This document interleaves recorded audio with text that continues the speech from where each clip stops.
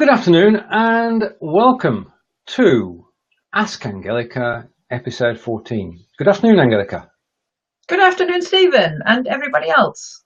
Right, now Angelika specialises in German tuition and translation, and this weekly show is your chance to ask questions. But first of all, we always start with a topic.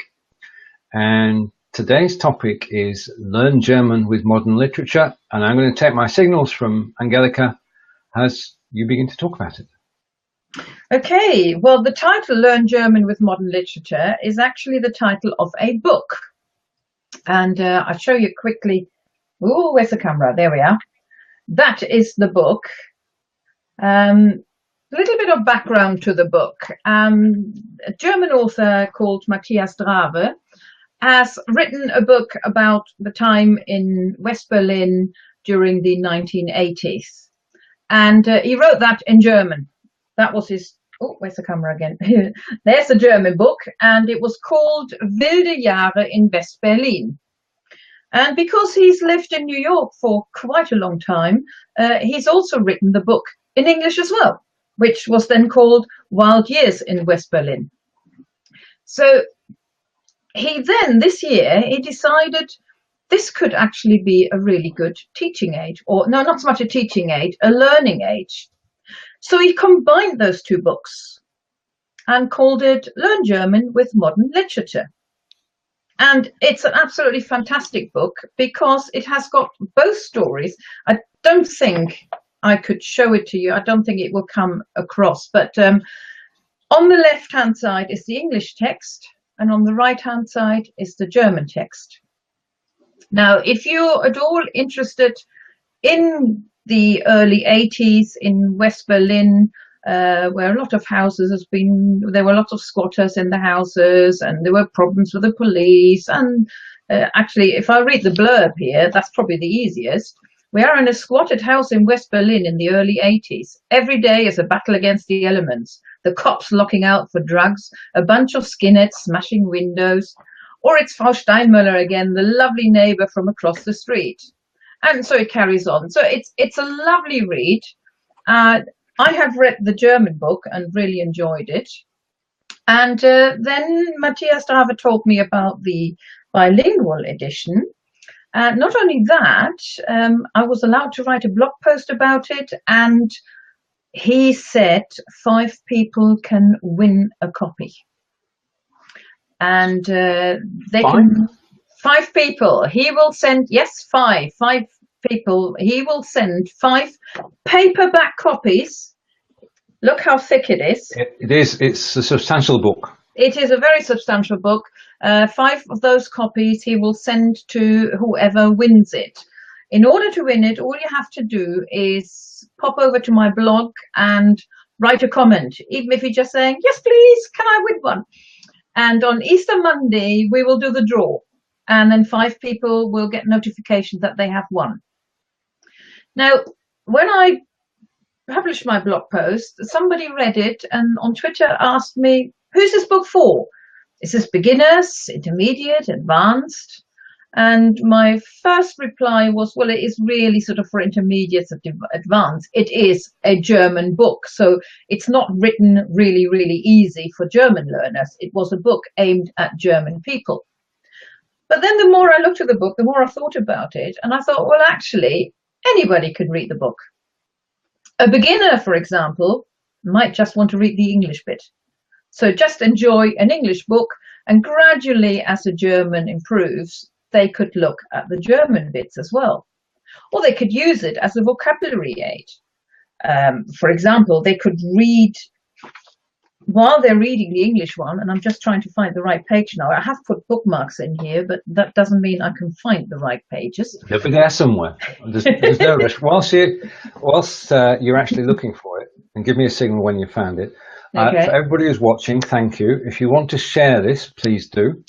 And if you've got any comments or questions at all about the German language or about the book or about the blog competition in which 5 people can win a copy of the book, then please just post on Facebook. We'll see the post here on BeLive.tv and we can take it from there. Back to you. Right. So a beginner, somebody really at the early stages of learning German, could be reading the book in English and maybe every so often think, oh, I wonder what that word is in German, or actually I think I may know. So for example, a really basic sentence, it was cold. Okay. It was cold. So that person is then going to look over onto the German side and will find es war kalt. So what do you think the word for cold is? I'm going to come on screen and I'm going to say that I think the word for cold is kalt. Exactly. So a beginner may already know some weather words and think, oh, I recognize that one. That's cool. Or they may just like the word. I've chosen another sentence, a slightly more difficult one. A police line separated the squatters from the house.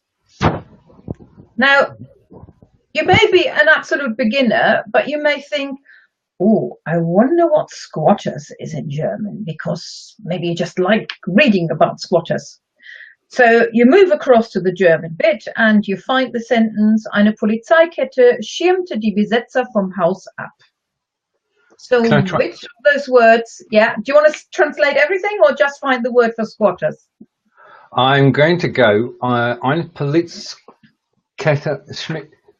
schirmte die Besetzer. And I'm going to say that Besetzer is the word for squatters. Exactly. So Besetzer is the word for squatters, and Polizeikette, Kette actually is a chain, but in this case, it's actually the police line. Right. So that gives you a bit of an idea what this book is about.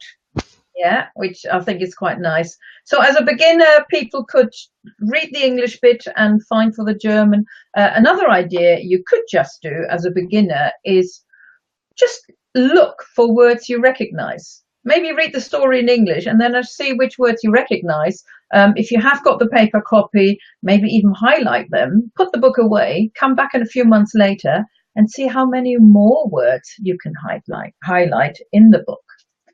I'll give you another text now once I've found it. Right, okay. Another sentence from a different page now. She did not understand her own secret language. Well, secret language sounds interesting. I mean, I had a secret language as a young child, and I think a lot of us had. And so, or maybe not, I don't know. So thinking like, oh, I wonder what secret language is in German. So again, you could go over to the German bit and you find the sentence, sie verstand ihre eigene Geheimsprache nicht. Sie verstand ihre eigene Geheimsprache nicht. And we're looking for? Secret language. Well, I'm going to sense that she did not is sie verstand nicht, but Geheimsprache is the secret language. Exactly. So Geheimsprache is secret language. So even as a beginner or as an early intermediate, when your German vocabulary isn't that good yet, you may just want to look for interesting words that you find in the English text and think, oh, I'd like to know what it is in German. It saves you looking up in the dictionary. And you may want to write even the whole phrase, or it depends on how good your German is, or even how interested you are in certain bits. Now, somebody who is not a beginner anymore, somebody like you, Stephen. I sense something coming here. Now, what could somebody do who's sort of at an intermediate level? Yeah, I mean, actually, if you go back to go to the advanced level first, somebody who's really fluent in German obviously doesn't need the English bits. They could just read the German text, and maybe every so often they may come across a word and they think, not too sure about that one. And the same applies to intermediate ones. You could try either. Read the English text, read the German text, and what we've just done from English to German, you could do from German to English. And the text I found here, this is actually in the S-Bahn in Berlin, and the person who was writing this had a cat in his bag, and the cat was meowing, and one of the grannies who sat opposite him, she wasn't too happy about it. So she said in German, oh, I've got my bookmark on there, that's no good. Okay, that's fine. No worries. Carry on. Nehmen Sie doch die Katze aus der Tasche. Das ist ja nicht zum Aushalten. Well, I'm going to try and say that. Nehmen Sie doch die Katze aus der Tasche.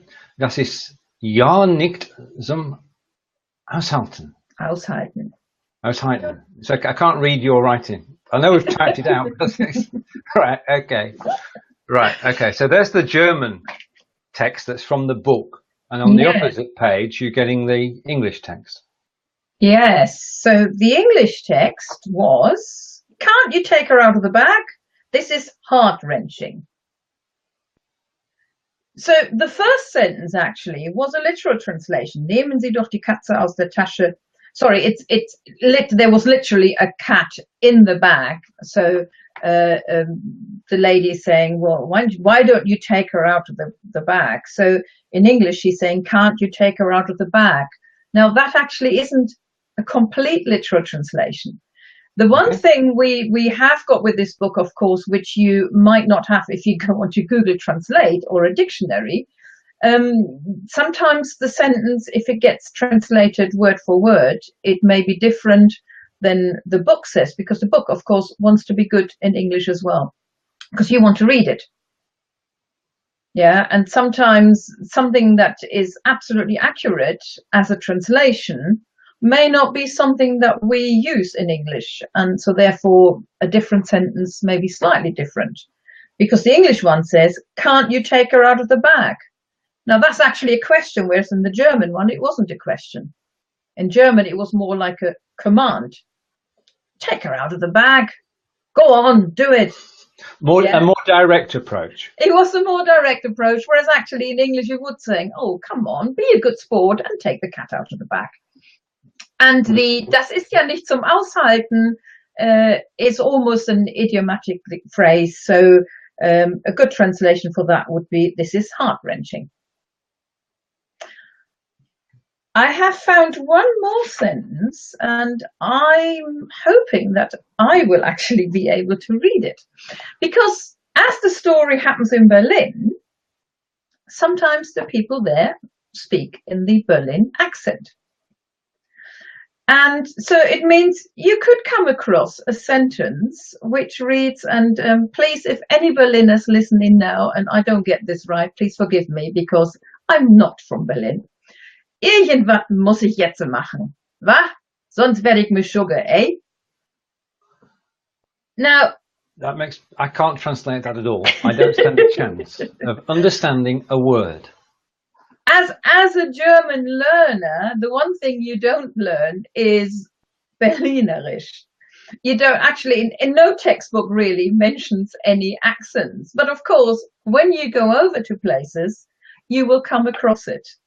So if you did come across this sentence, yeah, you will think, oh, thank goodness we have got the English bit on the other side, which actually is, I need to do something, anything, otherwise I'll go crazy.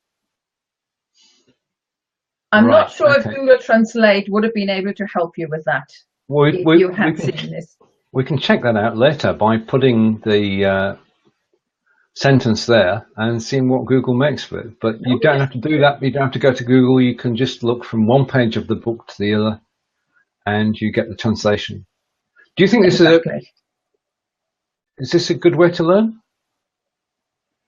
I think it's a lovely way. I mean, it's not so much to, it's like I said, it's not a teaching book. It's not teaching you German, but so many people are always looking for other things of how to improve their German.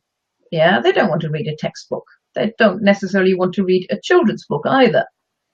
So this is a great idea because it is a proper book. It's a proper story. When he wrote the first German version, it was for sale on Amazon, or it still is, of course, as a book for Germans to read about Berlin in the 80s. There wasn't even a thought about using it as a teaching aid. So instead of having a teaching aid where there may be simplified vocabulary or where there is all the topics that you always get in teaching books and that, which are important for people to learn German.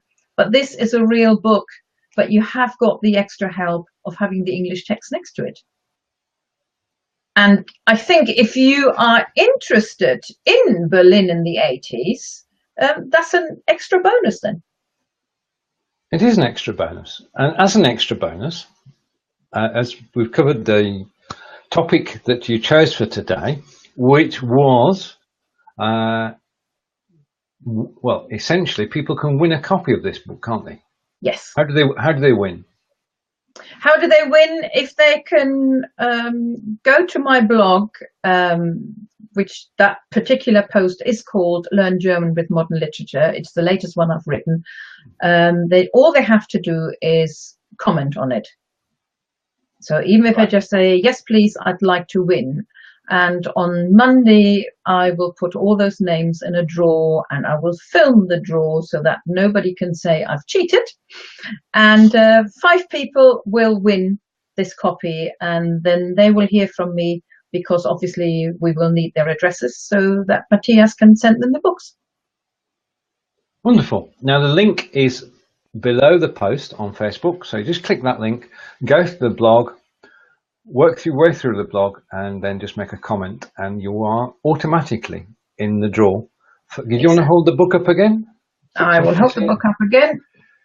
And down a bit, left a bit. Bullseye. Okay, Learn German with Modern Literature is the title. I'm just going to put that on screen again. Thank you, Angelika. And there we are. Learn German with Modern Literature. And just to add as well, because obviously the competition is only on for another week, and we do the draw on Easter Monday. If anybody watches this video afterwards, I'm afraid you're a bit late, but the book is of course also for sale. In my blog post, I've put links to a couple of Amazon pages or Amazon sites where you could buy the paperback. You can also buy it as a Kindle book. He has put it out as a Kindle book. The Kindle book is slightly different because, of course, in the Kindle we don't have pages as such. So you can't really read one page and switch all the time. So in the Kindle, he's got it as one paragraph after the other. So slightly different format, but that is also available. Wonderful. But for this week, try and win one.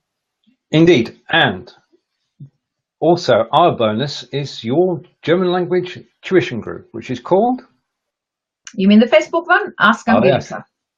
Ask Angelika. And you're heading towards 100 members now? I think we have 100. I'm not sure. See, I'm out of touch. Over 100 people are learning German by joining the Ask Angelika group on Facebook. Just type in Ask Angelika and you'll find the group. If you want to learn more about German language and Germany and have your questions answered by Angelika, then all you need to do is join the group. Now, this broadcast goes out every 2 weeks. Angelika and I'll be back in 2 weeks' time. And Angelika, would you like to do the wrap up and say thank you to everybody who's watched? Okay, well, thank you for watching. Thank you for listening about Learn German with Modern Literature. Just a reminder again, that's the book you can win, although actually that is my copy. You're not winning that one. And I look forward to speaking to you again in 2 weeks' time. And it's Tschüss von mir. Und Tschüss von mir. Bis später. We'll see you all again in 2 weeks' time. Take care and enjoy learning German. Goodbye for now.